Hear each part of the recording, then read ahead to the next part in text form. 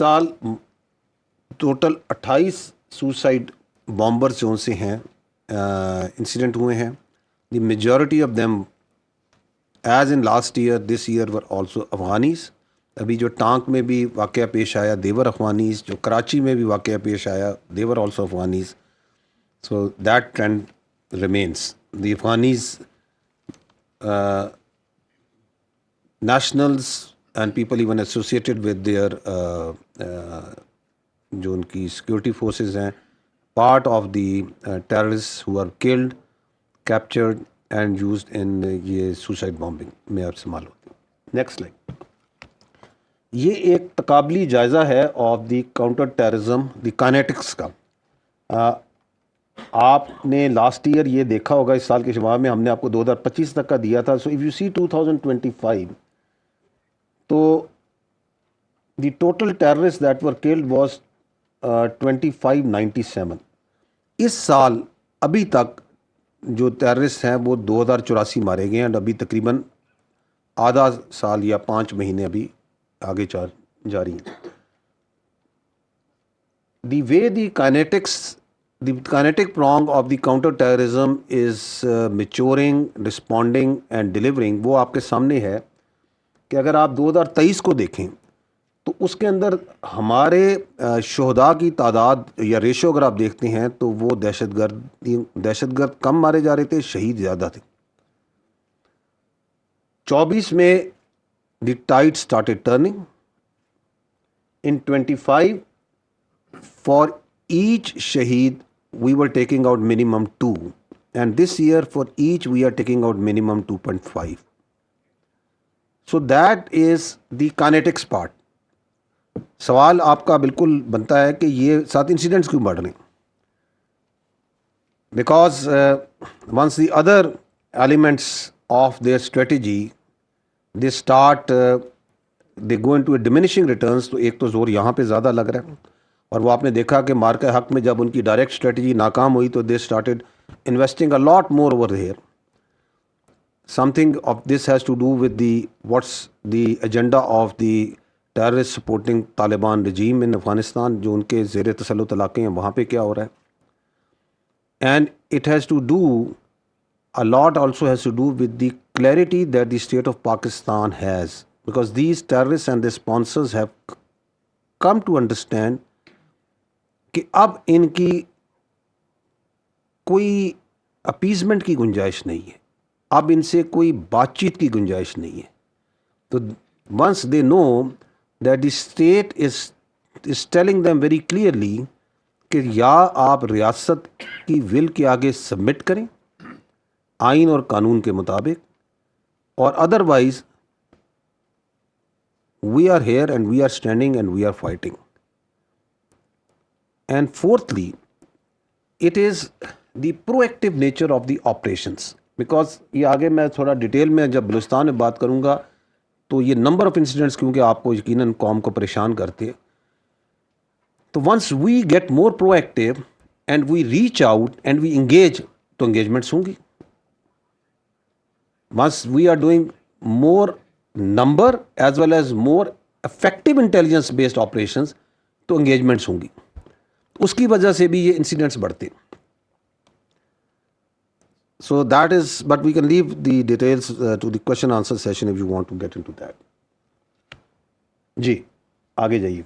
मैंने जैसे आपको पहले अर्ज़ किया कि आज की जो इनिशियल ब्रीफ है इसमें we will focus more on Balochistan. Why? Because एक जानबूझ के एक परसेप्शन फैलाने की कोशिश की जा रही है और की जाती है कि जैसे बलूचिस्तान के अंदर हालात जो से हैं वो बहुत ख़राब हो चुके हैं.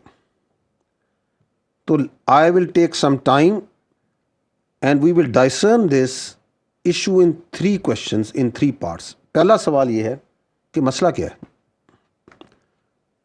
And we will jointly collectively try to find an answer to that. The second is क्या हो रहा है, and third is what is being done. So let's come to the first. ये है बड़ा issue which is not specific to Balochistan only, but this is specific to the total environment of the security environment in which we are in Pakistan. Hard state question mark. Are we a hard state? Unfortunately not. Why? Because once we say hard state, what does it mean? A hard state means एक वो रियासत जिसमें आइन और कानून सबके लिए यकसा हो, जिसमें तमाम मामलात आइन के मुताबिक और कानून के मुताबिक हो, in which there is no elitism, जहां सबके लिए बराबर हो आइन और कानून, तमाम मामलात आइन कानून के मुताबिक चले. That is what is an hard state. It doesn't mean a military run state. It doesn't mean a armed forces dominated state like it is tried to be interpreted या उसकी तशरीह करने की कोशिश की जाती. That is what is hard state in our understanding is.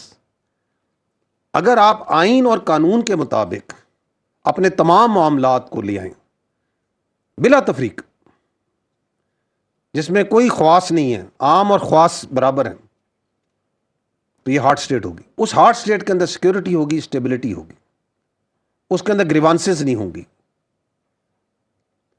So that is a question mark. And the second is the obligations versus rights. What does that mean? That means कि क्या हम अपने हकूक की बात करने से पहले अपने फ़राइज़ से आगाह हैं? We are all taking up grievances. उन grievances के पीछे कहीं पे नारे लगाए जा रहे हैं, कहीं पे आंस भी इकट्ठे किए उठाए जा रहे हैं. And they are all based on हकूक.